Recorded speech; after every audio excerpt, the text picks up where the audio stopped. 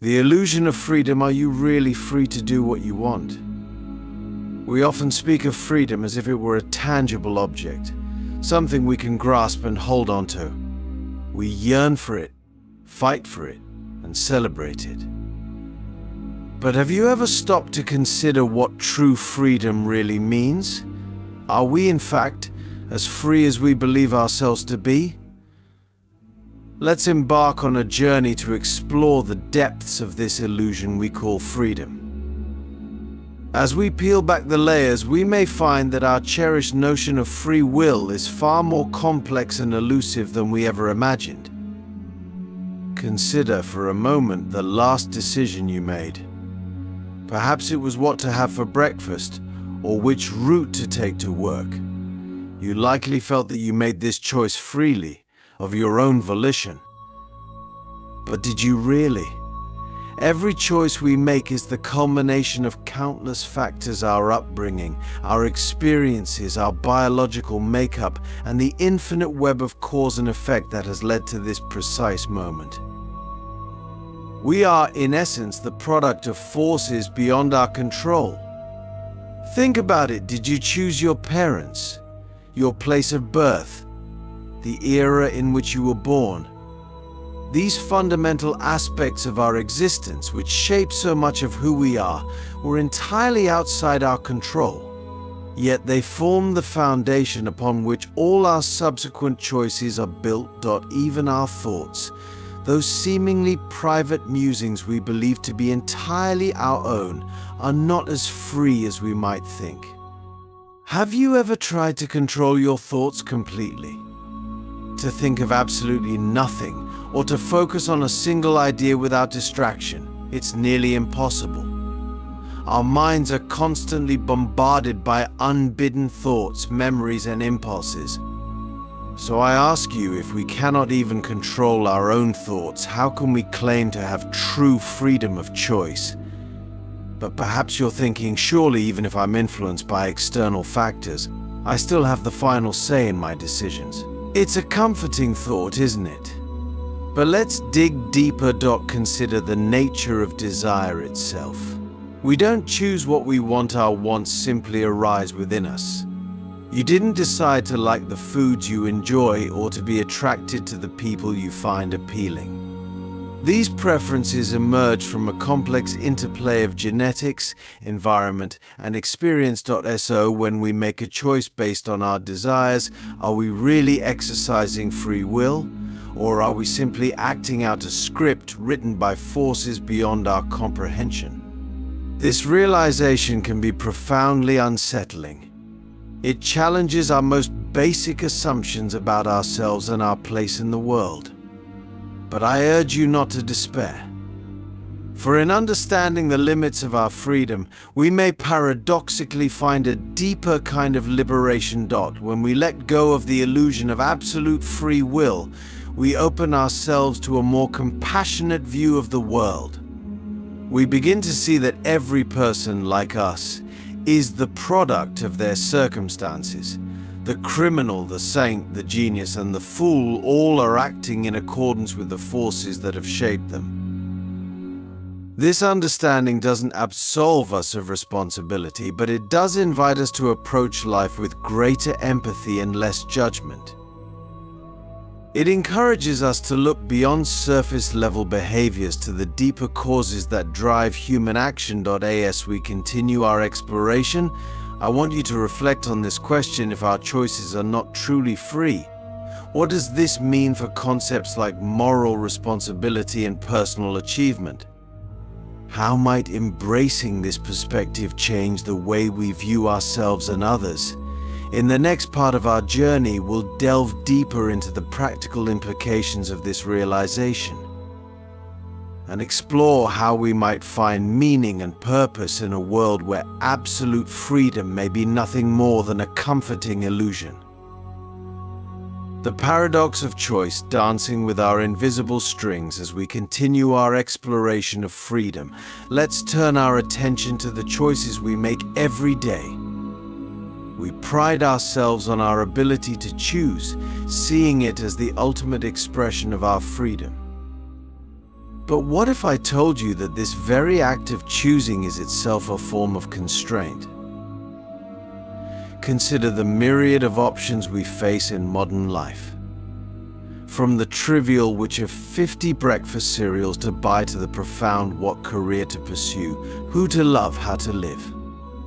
We're told that more choice equals more freedom. But does it really? Have you ever felt paralyzed by too many options? Overwhelmed by the fear of making the wrong choice? This is what psychologists call choice paralysis, and it's a growing phenomenon in our option-saturated world.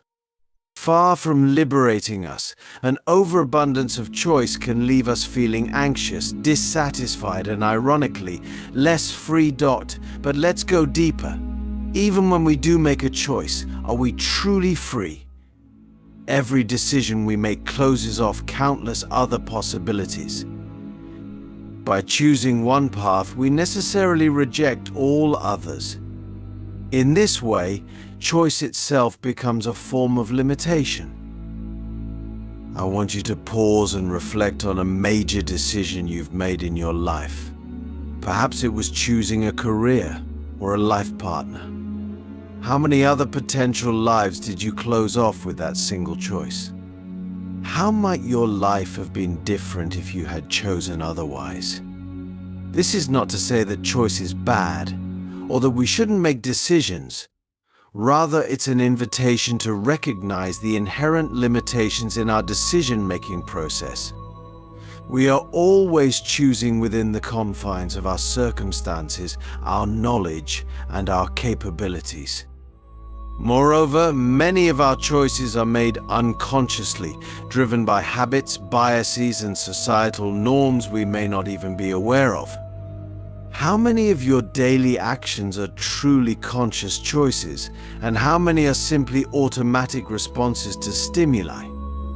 Yet paradoxically, it is through recognizing these limitations that we can find a deeper kind of freedom. When we understand that our choices are not made in a vacuum, but are part of a vast interconnected web of cause and effect, we can approach decision-making with more mindfulness and less anxiety. Instead of agonizing over making the perfect choice, we can focus on making choices that align with our values and contribute positively to the world around us. We can learn to dance gracefully with the invisible strings that guide our movements, rather than struggling against them. This perspective also invites us to be more compassionate towards ourselves and others. When we recognize that no one is truly making free choices, but rather responding to their unique set of circumstances and influences, it becomes easier to forgive mistakes and understand differing viewpoints. So I ask you, how might your life change if you embraced this view of choice and freedom? How would it affect your decision-making process, your relationships, your sense of self? As we move forward, let's carry with us this more nuanced understanding of choice. Let's approach our decisions not with the burden of unlimited freedom, but with the wisdom that comes from recognizing our interconnectedness with all things. In our next segment, we'll explore how this perspective can lead us to a more fulfilling and meaningful existence, even in the face of life's inevitable constraints and challenges. The liberation of surrender, finding freedom in acceptance. As we delve deeper into our exploration of freedom, we arrive at a paradoxical truth. True liberation may lie not in asserting our will, but in surrendering to what is. This idea, found in various spiritual and philosophical traditions, challenges our conventional notions of freedom and invites us to consider a radically different perspective. Consider for a moment the things in your life that cause you stress and suffering. How many of these are a result of resisting reality, of fighting against what is? We often believe that freedom means having control, being able to shape our lives and the world around us according to our desires. But what if true freedom is found in releasing this need for control? In the words of the ancient Chinese philosopher Lao Tzu, by letting go, it all gets done. The world is won by those who let it go. This profound insight suggests that our struggles against reality are often the very source of our bondage. When we resist what is, we create tension, anxiety, and dissatisfaction. We become prisoners of our own desires and expectations. But what happens when we let go? When we accept reality as it is, without judgment or resistance? Something remarkable occurs. We find a deep sense of peace, and paradoxically, a profound sense of freedom. This doesn't mean we become passive or apathetic. Rather, it means we act from a place of acceptance rather than resistance. We work with reality instead of against it. We flow with the currents of life rather than exhausting ourselves swimming upstream. I invite you to try an experiment. The next time you find yourself in a situation you don't like, instead of immediately trying to change or escape it, simply accept it fully. Observe what happens in your mind and body. You may find that the very act of acceptance transforms your experience, even if the external circumstances remain the same. This approach to freedom also changes our relationship with our thoughts and emotions. Instead of being controlled by them, we can observe them with detachment. We can recognize that we are not our thoughts or feelings, but the awareness that experiences them. This simple shift in perspective can be profoundly liberating. Moreover, accepting what is doesn't mean we never take action to improve our circumstances. But it does mean that our actions come from a place of clarity and peace, rather than anxiety and resistance. We can work towards change without being attached to specific outcomes. Consider the great civil rights leaders and social reformers throughout history. Their power came not from fighting against reality, but from a deep acceptance of what is, combined with a vision of what could be. They didn't deny the existence of injustice, they fully acknowledged it. But from that place of acknowledgement, they were able to act with tremendous power and effectiveness. So I ask you, what might change in your life if you embrace this perspective? How might your relationships transform if you fully accepted people as they are, rather than wishing they were different? How might your work evolve if you embraced challenges as opportunities for growth, rather than obstacles to be overcome? As we move towards the conclusion of our exploration, I encourage you to carry this idea of freedom through acceptance with you. Experiment with it in your daily life. Notice how it changes your experience of the world and yourself. In our final segment, we'll tie together the threads of our journey, exploring how these insights can lead us to a more authentic, meaningful, and truly free existence. The cosmic dance, embracing our role in the grand tapestry of existence. As we reach the culmination of our journey, let's step back and view our exploration of freedom from the widest possible perspective. We've unraveled the illusion of absolute free will, examined the paradox of choice, and discovered the liberation that comes from acceptance. Now, let's consider how these insights can transform our understanding of our place in the universe. Imagine for a moment that you are not a separate entity, but a unique expression of the cosmos itself. Your thoughts, your actions, your very being are like ripples in the vast ocean of existence. You are not apart from the universe, but a part of it, intimately connected to everything that is, was, and will be. From this perspective, the question of individual freedom takes on a new dimension. We are not isolated actors making independent choices, but integral components of a grand cosmic dance. Our actions and decisions are not separate from the universe, but are the universe in action. This view aligns with both ancient wisdom traditions and modern scientific understanding. Quantum physics reveals a universe of deep interconnectedness, where the observer and the observed are inextricably linked. Eastern philosophies have long spoken of the illusion of separation, encouraging us to recognize our fundamental unity with all things. So what does this mean for our pursuit of freedom? It suggests that true freedom may not lie in asserting our individual will against the world, but in aligning ourselves with the flow of existence. It's about recognizing our role in the cosmic dance and playing it with grace and awareness. This doesn't mean we become passive or fatalistic. On the contrary, it can lead to a profound sense of responsibility and purpose. If we are the universe in action, then our choices and actions matter deeply. We are co-creators of reality, participating in the unfolding of existence with every thought, word, and deed. Consider how this perspective might change your approach to life. Instead of asking, "What do I want?" you might ask, "What does the universe want to express through me?"